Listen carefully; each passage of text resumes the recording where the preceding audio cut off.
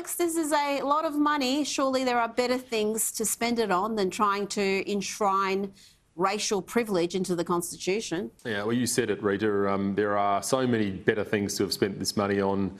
We just don't have time to go through them all. But I mean, I think of things like the healthcare budget. I mean, there's so much money being needed pumped in there. And what do we get out of this? We get an allocation for mental health issues that arise from the stress that Indigenous people might find themselves under from this. I mean, you know, this stuff just doesn't live in the real world. This doesn't stand the pressure test. And Australians know it. As you said in your intro, most of this is going to the Australian Electoral Commission, but it's scattered everywhere. This is just more examples of the Australian Labor Party throwing money around like they're printing it. And, you know, you're absolutely right. I mean, in one sense, what we are actually looking at is an enormous spend, $365 million on a proposal which, if successful, will do nothing more than divide Australians and create another great big bureaucracy, which in itself will then spend money again. So, I mean, this is a disaster. It absolutely is. We've got 10.6 million of the 365 million going for information pamphlets to outline both the yes and the no cases. These are going to be delivered to households. How confident are you that both sides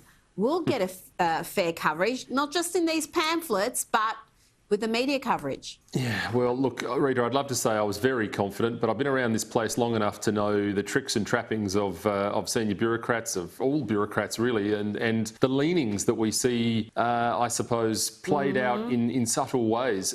So, look, I haven't seen the detail, but we're already seeing the AEC advertising, for people to sign up, and they will say, you know, to sort of register on the roll, which is all fine. But the tricks and traps that are going to be used across the board by all departments, all across the swamp that is Canberra and the Canberra bubble, is going to blow people's minds, I think. Now, the Sydney Morning Herald is reporting that New South Wales opposition leader Mark Speakman has said that he wasn't consulted on former Premier Dominic Perrottet's support of The Voice. So it's been reported the New South Wales Libs might be backtracking on their support. What are you hearing? Well, not much, Rita. I've got to say, I'm reading what you're reading, but I'm liking what I'm hearing, and I think it's a good thing. I mean, the more support for the no case, because it's going to be needed. Of course, every corporate in the country is going to be backing this in. So we need every man, woman, and child on the field here pushing back on this. So it's good news, and I think it's sensible news. I mean, I think we need to be. In many ways, I think this is going to be a little bit like the Brexit campaign, where we've got the establishment and big business pushing on one side of the door, and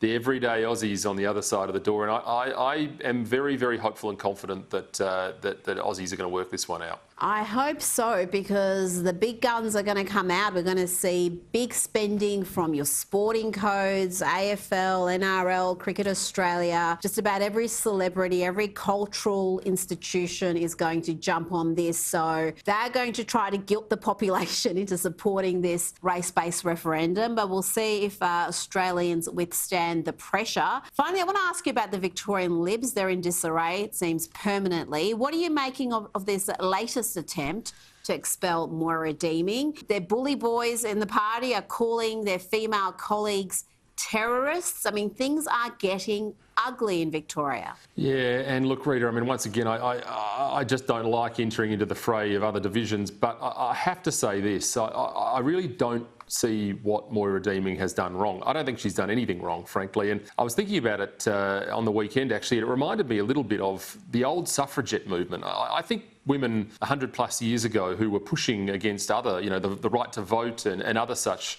measures on behalf of women were subjected to public humiliation, threats, or you name it. And you overlay that onto today's model. And I think that's what we're seeing a little bit of here. We've got strong, brave women standing up for women's rights. That's really all Moira did. Moira turned up to a pro-women's rights rally and somehow has found herself on the receiving end of 2 attempts to expel her. Look, that doesn't make sense to me. And as I said, I don't want to pass judgment on what's going on. I don't know the details, but it is very, very odd. Oh, it's very odd indeed, but I wonder what sort of a message this sends to other women who may want to put up their hand to be part of the Liberal Party, put up their hand for pre-selection. I mean, if you can't even have mainstream views on an issue like this without being called a bigot and a possible Nazi and white supremacist and having this campaign against you by your own colleagues, I just think it's sending all sorts of messages to possible female candidates. Yeah, look, I mean, I can only speak really on behalf of, I can't speak on behalf of, but speak in relation to the SA division, where we have a women's council here that is doing incredible things here in South Australia, led by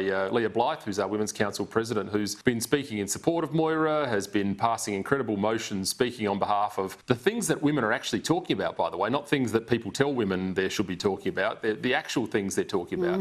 And we've had a massive movement of what you could almost call the mama bears, who are worried about their kids, they're worried about what they're being taught in schools, they're worried about, the state of affairs, cost of living, all these sorts of things. The South Australian division's a safe space for conservative women, I can tell you, and we're going to keep it that way. Well, let's hope there's a safe space for the Victorian women shortly. Certainly not right now. Alex Antic, thank you so much for your time this evening.